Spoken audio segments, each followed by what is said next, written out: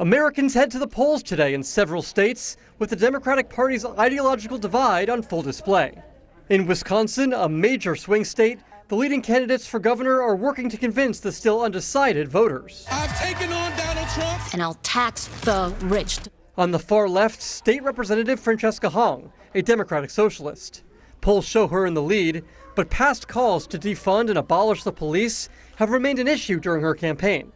She's begun to back away from some of her controversial stances and embrace policies with broader support, like universal child care and health care.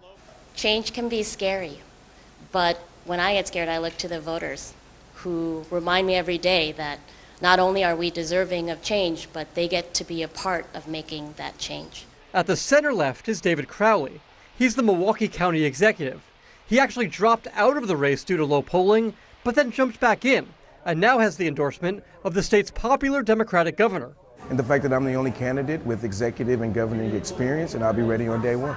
Both candidates say no matter who wins, they will coalesce behind the Democratic nominee. Progressives face a test in Minnesota, too, where Lieutenant Governor Peggy Flanagan faces moderate Congresswoman Angie Craig, both vying to be the state's next senator, replacing the retiring Tina Smith.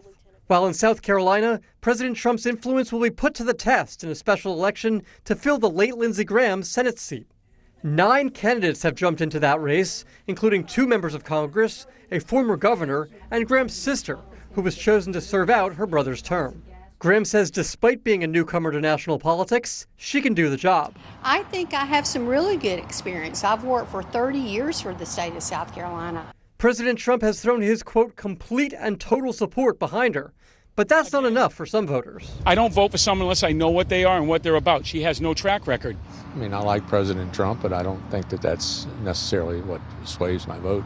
Vermont is also holding primaries today, as is Connecticut, where 78-year-old Congressman John Larson is hoping to secure his 15th term representing Connecticut's 1st District.